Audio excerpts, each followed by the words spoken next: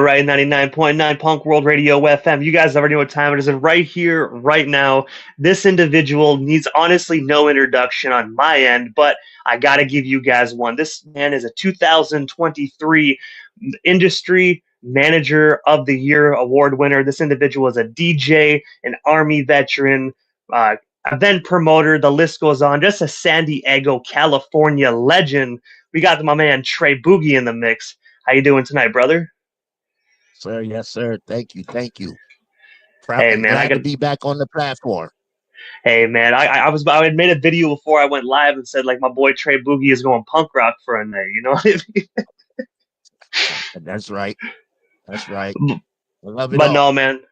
I gotta say first and foremost, dude, it's good. It's good to see you. You know, I know we talk. I know we talk on the phone a lot and whatnot, and we text. But it's good to be face to face. I wish we could do this in person, but you know that them that border crossing, man, is definitely an issue for both of us on on this end.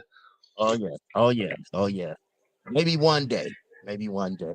Hey, man, it's going to happen one day. I know that for a fact, big dog. I know it is. But I know you're a busy guy. You just actually had an interview with an industry legend, Mel Love, not too long ago. He slid on through. I got to ask before we jump into this, bro.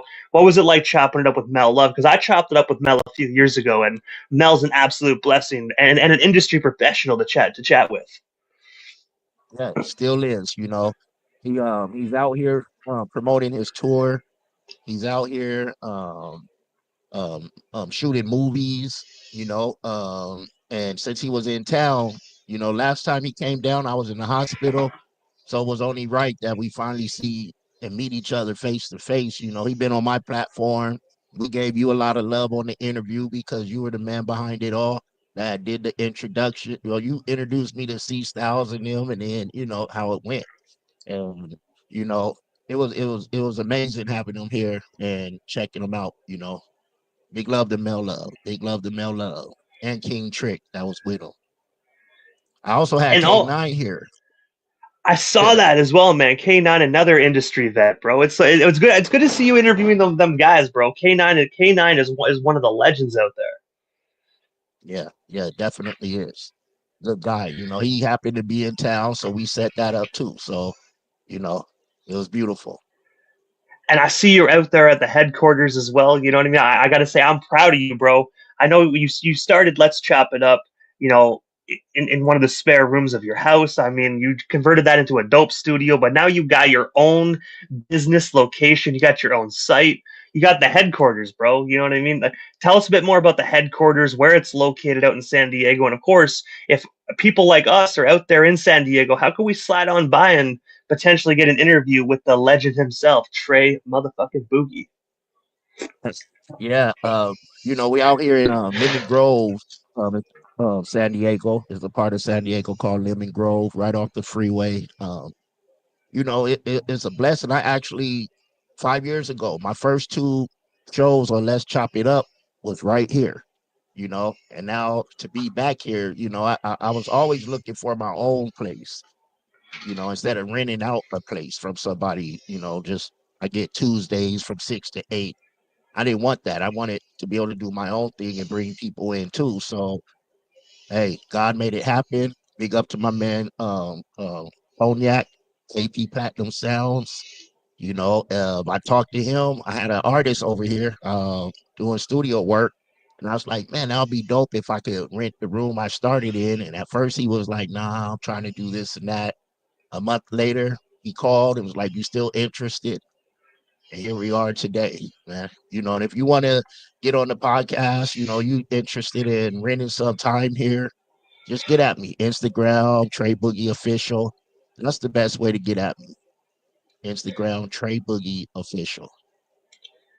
Hey man, I gotta say it's a damn good looking headquarters too, bro. I remember you were showing me all the stuff you were putting in it, all the chairs, the tables. You know what I mean? I know you got your awards up on the wall as well, bro. So I'm telling Oh you, yeah. like that, the headquarters is where it's at, bro. I'm telling you, if I was out there in Dago, I'd be renting that space, bro.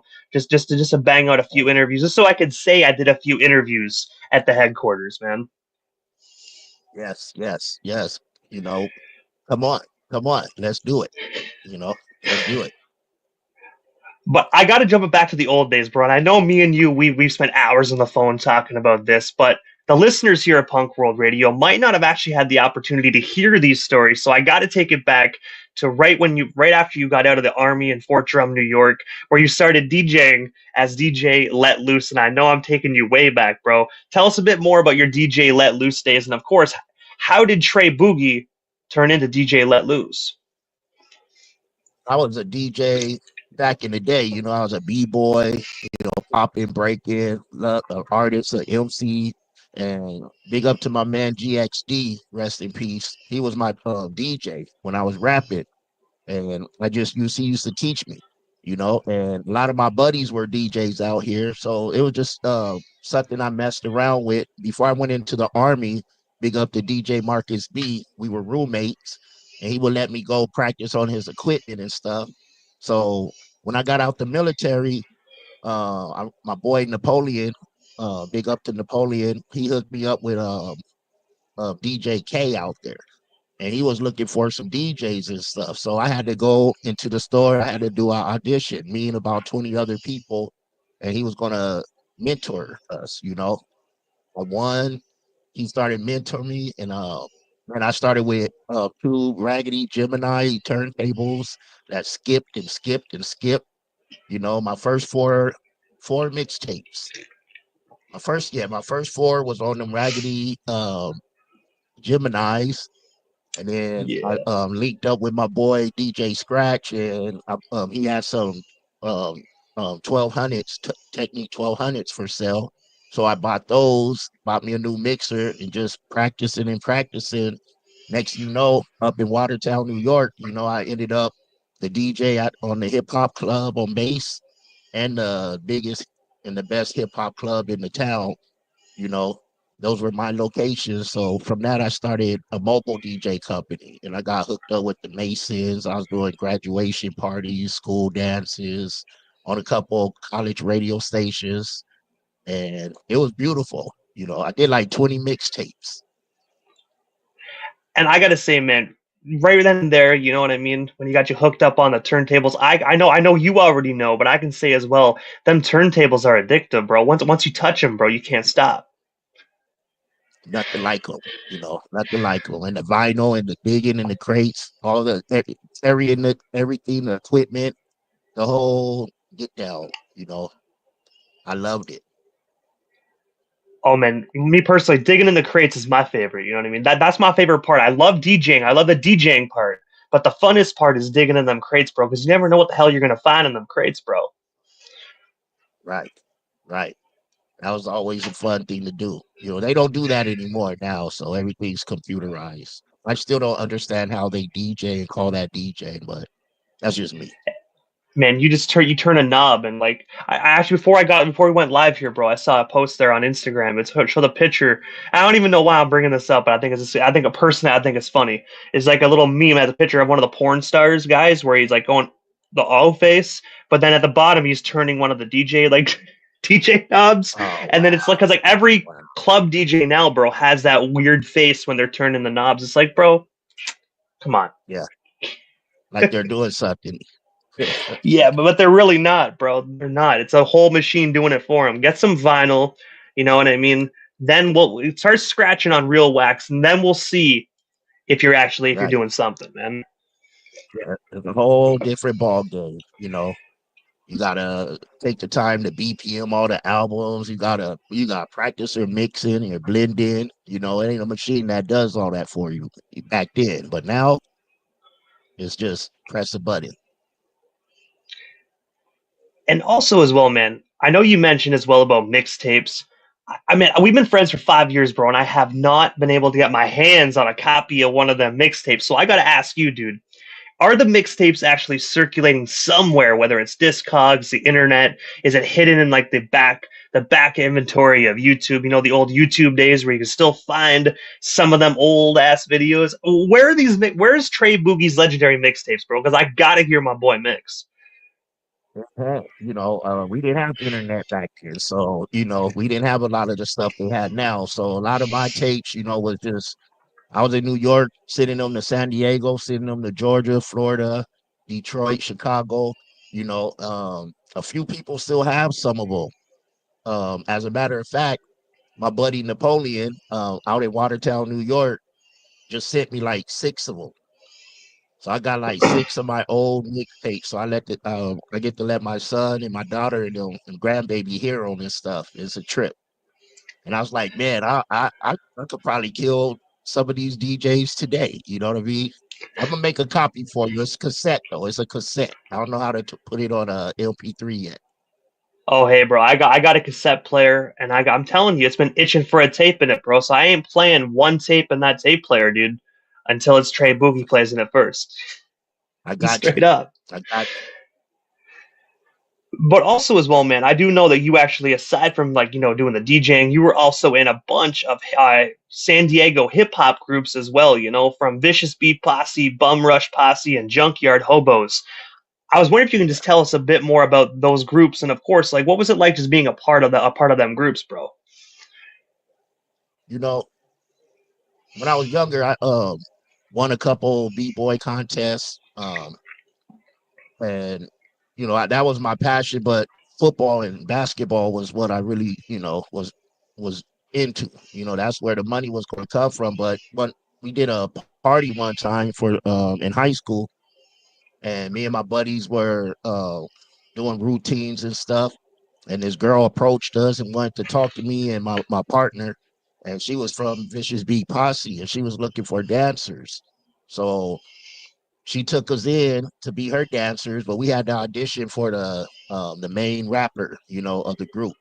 And I made the group. My partner did it, and then from there, I was a club Vicious Beat Posse, but we were the clubhouse swingers. It was like 10 of us. We had a group of dancers and stuff. And I was with them. They got signed. The rapper got signed to MCA. You know, went to did the little tour and stuff. After that, I wanted to be a main dancer. I didn't want to be one of the other guys. I felt like I was too good to be just one of them. So, I left Vicious Beat Posse, ended up getting with my boy, Mr. Brady and Tony the Schizo, and got down with Bum Rush Posse, did a couple shows with them, and I still wasn't too happy, So we used to call it the dungeon in my garage at my house, and I literally would lift weights in the morning, practice dancing, go to the club, practice dancing, battle people, come back home with a couple other people. They stayed the night, and we just was in a dungeon. That was the routine, and from there I started Junkyard Hobos, because back then you just like when breakdancing, you had battle crews and stuff. So that was our crew that I put together. And man, we used to go everywhere just to destroying people. You know, it was fun. Man, Those days were fun. I can just picture Tre Boogie, you know what I mean? Breakdancing, spinning on his head and shit, you know what I mean? Then doing the Oh, whole, you know? mhm. I was a beast. I was a beast. I remember you told me some of the actual stories, man, and some of the individuals you actually had the opportunity to like conquer in the streets, man, and then dance crews, bro. You were a Yeah. legitimate b-boy, man. You're on your pimp shit. Yeah. You know, back then, when you're young, you do young people stuff. I will admit, man, did you actually, speaking of breakdance, did you catch the Olympics and the Australian breakdancing or whatever? I mean, I guess if you want to call that breakdancing, I don't know what the hell that was, but I mean, That according was to the funny. Olympics, That that's was funny. breakdancing, but that was a joke. That was funny, man. I thought it was a joke at first. I didn't know they were really like, how did they audition to become that? Who picked that team? You know what I mean? You know what? I'm gonna throw my own. I'm gonna throw my own skin color under the bus here, but it was definitely a white person, bro. But I don't mean like Yeah, white, like a white guy that lived in the ghetto. I mean like a white banker that like grew up in the suburbs with a silver spoon in his mouth and up his ass, and had that never seen breakdancing in his life. That is who approved that.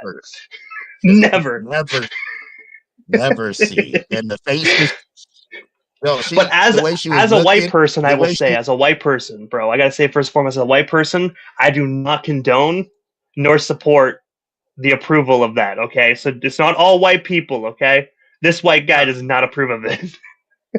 Hey, we had some dope break dancers out here that were white, But the faces that girl was making, I thought she was going to come out and kill it.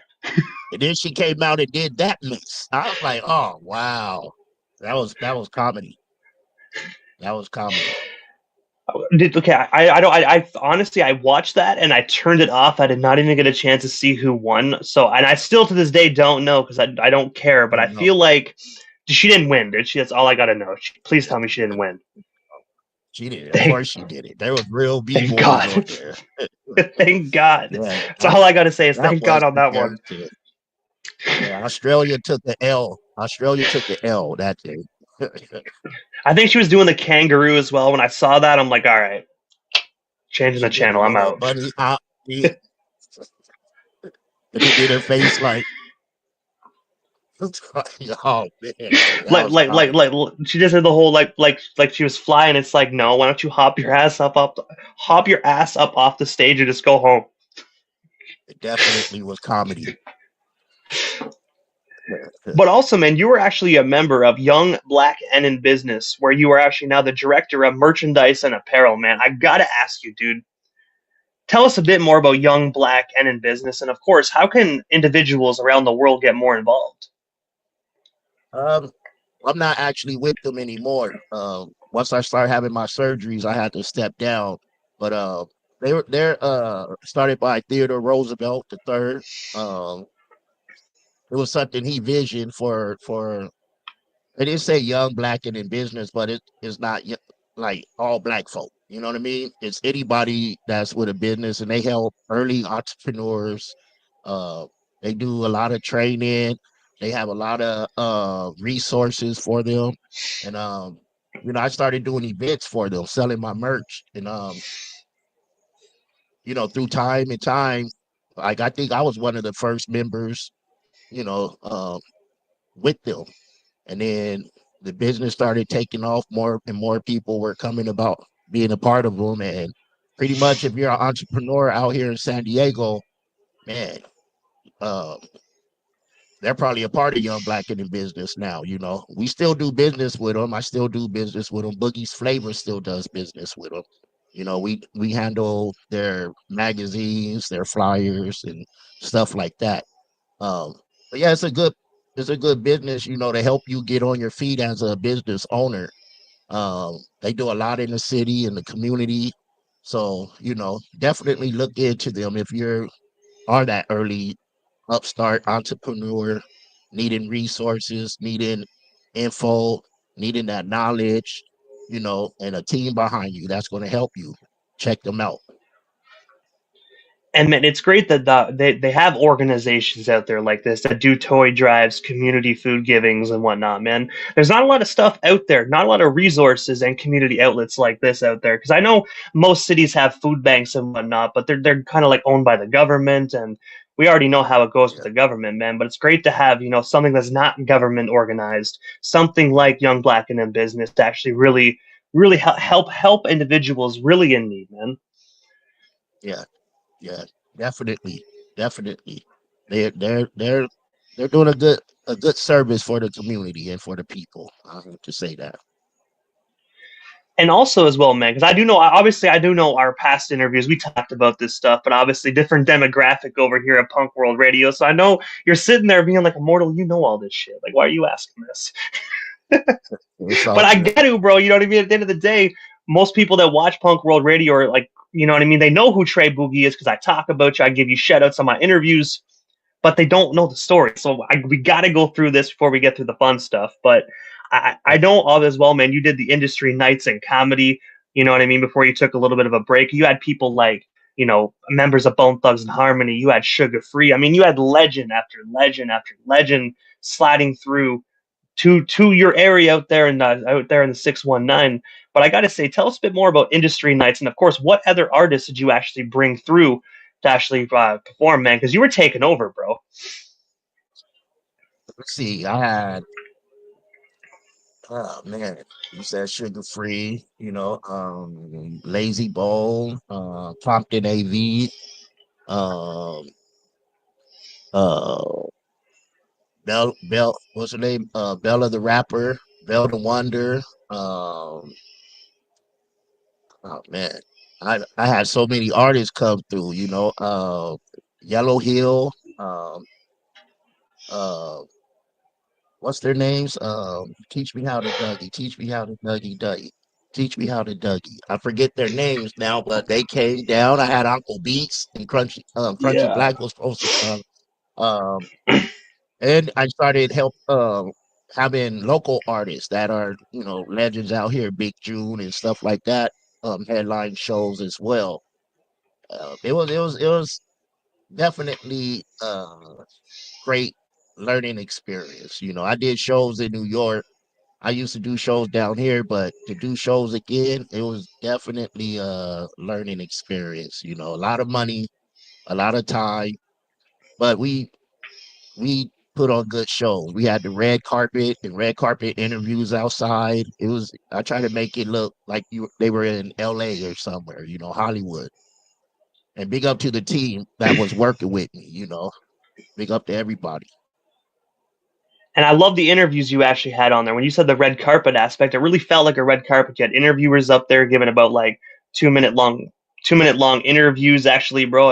I mean, I remember watching them videos being like, God damn, man, like why I sometimes when I watch them videos, bro, I say to myself, why the hell am I in Canada? Like I really feel like I'm destined to live in Cali, bro. Like everyone I know and do business with is in California, but I'm stuck here in Canada, man. It's like, God damn. I'm telling you, I would have loved to come to that Lazy Bone show, bro. I would have been I would have been the whitest motherfucker there. I would be whiter than Vanilla Ice that night, but I wouldn't give a crap. I, It definitely was mixed crowds and Cali Swag District. That's the name of them. They see teach me how to Dougie. Cali Swag District. Yeah. yeah. I knew it was gonna hit me eventually. But yeah, it was definitely fun, man. Meeting people. I'm still in contact with a lot of the people I brought down. We still have conversations and they call and check up on me. You know, we still a a lot of good came out of it. A lot of good came out of it. We partnered up with BET one year, and when I was doing the showcases, so I got to bring a couple people out to LA for the BET experience and stuff, and they got to perform outside and all that.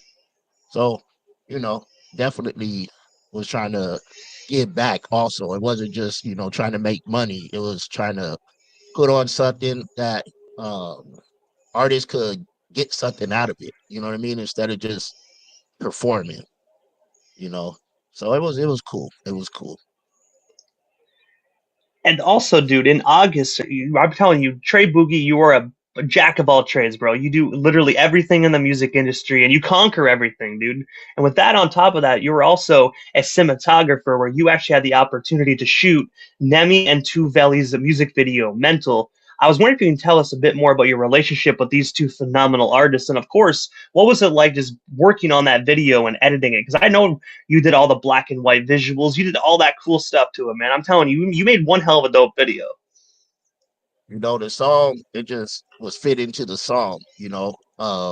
Mimi and Tuvelli are both dope artists from out here, in the boom bap community. They're both from New York, came out here through the military. Uh, Nimi was my host for my comedy and showcases.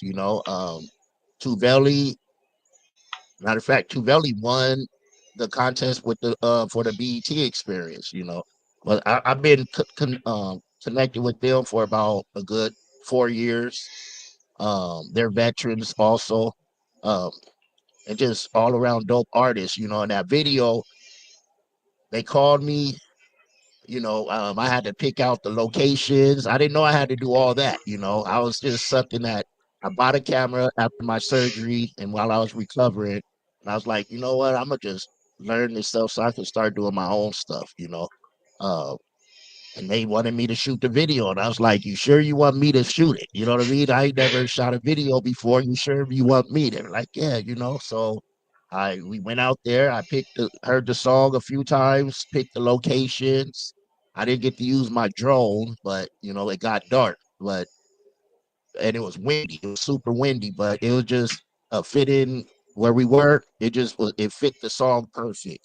And the black and white with it to make it grimy the way that song was, I just think it fit. Hopefully they win an award off it. I think they're going to be up for a San Diego Music Award. Hey man, you know what? I can definitely say that music video definitely helped launch them towards that San Diego Music Award, bro. Because that music video is phenomenal. Like I'm telling you, bro. Yeah, Like for the first time shooting a video, just buying a camera, picking up and doing it. I'm telling you, man. There's nothing Tre Boogie can't do. I mean, honestly, you picked up that camera, you went with it, and you made one hell of a top-notch video. yeah. I'm also shooting a lot of footage with Bloodstone the Street Preacher as well, and that's just sharpening up my tools, my game. So be on the lookout for some more stuff with Bloodstone the Street Preacher with me behind the camera. And I got to give you your props, bro. I know I said this every time we chop it up and we just if we're just on a phone call, just chopping game and whatnot. I got to say, dude, you are one of the most realist individuals I ever met in the music industry, bro. I will say this: if it wasn't for you, 97.7 really wouldn't have took off where it went, dude. I'm telling you, yeah, I was bagging big interviews, bro, but you really supported my vision from the jump. I got to say thank you for that, man. You know, this music industry's cutthroat. Not even just in the industry I'm in now, but like hip hop in general, bro. It's a cutthroat industry, man. And you were the first individual to really actually genuinely show me love, like unconditional love, and just, you know, just show me that. So I got to give you your props while we're live, bro, and just say, dude, if it wasn't for you, I really wouldn't be sitting here doing my thing today, bro. So thank you for just supporting my vision, bro, and just being Tre fucking Boogie, bro. Thank you for that. That works both ways, man. I could say the same thing about you from the first time I reached out to you. You know what I mean? It that one conversation. Now look at us years later. So I appreciate you as well. Man, I still remember when you first reached out, man. I remember you were asking questions about wanting to start up, and I'm like, I looked at it and I'm like, man, I ain't shit. Like I said, that's what I said. I'm like, me, I ain't shit. I'm like, but I'll give you the best advice I can give you, because I was still pretty green at it myself. It's just I went so like I evolved so quickly in the industry. Like I actually like my station was doing this, and my skill level was down here, so it was like. You know what I mean? Like I was getting Tretch, like Sugar Free, the Dog Pound, and I'm like, what the fuck is Right, going on? right, So when you reached right. out, I was like, bro, like I don't really know what the fuck I'm doing myself, but I'll help you out while I can. You know what I mean? And it sparked one hell of a phenomenal friendship, bro. And it's crazy we're still chopping it up today. When I switched genres, dude, a lot of people they dipped. It's music industry, it is what it is. But you're that one person that was like, bro, I'll support you in anything you do, man. So I Right. appreciate that, bro. No problem. No problem. You support me. I support you. I always say support is easy. Support is easy. And that's what we're supposed to do. Yeah, and that's what I mean. If one eats, we all eat, bro. That's how it goes, dude. Support That's for it. support. Yes, sir. Yes, sir.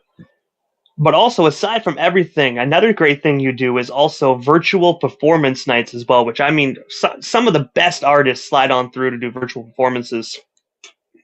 I gotta ask, man, what virtual performances do you have coming up? And of course, where can we actually slide on through to check these out? I haven't booked one yet. I have one artist. I used to do them. I used to try to do it twice a month on Saturdays. I used, on my YouTube at Boogie's Flavor 619, and um, it was something I started during COVID. When we were all locked down, I couldn't bring people in. I couldn't bring people to the clubs. I couldn't book people because we couldn't go outside. So I started doing the virtual live performances, and I had a DJ. So I try to make it a show. Have the DJ started off, and then have the artist come on after the artist DJ play, and then bring on the next artist, and so on and so on. And then once we opened back up, I started doing the events at the clubs. So that pushed that away, you know. And then I just was like, you know what? I need to bring that back. You know what I'm saying? Because a lot of people were asking about it. And it gave me an opportunity to book people all over, in different states. I even had people perform from Ghana, Africa, man, it's a beautiful thing. So if you're an artist and you want to come do 2 songs virtually, reach out to me. We could make it happen. Oh man, I gotta say the one performance I really enjoyed was your artist Red, bro. You know what I mean? He Right. killed it, in my honest opinion, bro. So many artists killed it on the virtual performances, bro. But I gotta choose Red, bro. Like Red's such a talented individual. You can tell, man, that you definitely have been giving him some industry game because from when I first discovered him through you up until now, man, he really actually improved. I mean, he's always been a talented individual, but he's really improved just all around, bro. You can definitely tell Tre Boogie is making a positive impact on his career. Red has he definitely evolved. I just had a conversation with him and Cove and Preach, and due to what I'm going through right now, I felt like I couldn't give them 100% of me, right? So I'm basically still there in their corners, but as far as our contracts, I told them, don't worry about it. I'm letting you guys out this contract, but whatever you need, whenever you need, just hit me up. I'm still here for you. But it's just hard to take care of everybody else's situation right now when I got to deal with, you know, my situation. So, big love to them. I still talk to them all the time. They're still asking for advice. I'm still plugging in with people. It just, you don't have to say I'm your manager no more. You know what I mean? Just do your thing. You ever need any help with, reading and understanding contracts or anything, I'm here for them still. And I gotta say, man, without getting right into the details of everything that's going on, I gotta say, man, down here in Canada, I've been praying hard for you, brother. You know, I already know. I will, as you already know, man. I'm not a huge believer in faith, but I mean, I really damn sure hope there is a God up there listening, man, because I've been praying fucking hard for you down here in Canada, bro. Appreciate it. Appreciate it. The world Yeah, needs Trey motherfucking Boogie, bro. The world needs Trey Boogie for real. yeah, yeah, man. And it was definitely a heavy hit to the stomach when, but in 2021 when everything first started happening, for those of y'all don't know, I got diagnosed with thyroid cancer, and back then I was just stage 1, and then had 4 surgeries all across my neck. Took my thyroid is out. I had a thyroidectomy, and then the cancer just kept coming back. And just found out a couple weeks ago it's back again, and now it's in my right thigh bone. So I'll be starting radiation December 9th, actually, from the 9th through the 12th, and then in January I'll be doing chemo on my leg to try to heal that in my bone. So I still got time to fight. We'll see. It is stage 4 now, though. So prayers are definitely needed and appreciated, you know. And like I say, I'm here to, I'm not gonna stop till the casket drop. And I'm here till I'm not here, man. And I'm gonna continue working and working and working and doing what I love to do. I gotta say, white boy, try not to cry right now. You know what I mean? Shit, you know. These allergies, bro. I'm telling you, still got that pollen in the air down Allergies. here in Canada, my guy. Still got them allergies, dog. Fuck. Yeah. Yeah. You know It's the rough, weather brother. changes But down here in Canada, go from hot to cold and shit. You know what I mean? Goddamn. yeah, yeah, yeah. I know exactly what you mean. Out here too. But I But gotta, I'm I, I gotta fighting. say, I'm bro. fighting. Oh man, I know one thing about you, bro. You're one hell of a goddamn fighter, bro. I will say, you're a better man than I am. Because I will admit, I don't know how you do it. I don't know how you fight so goddamn hard.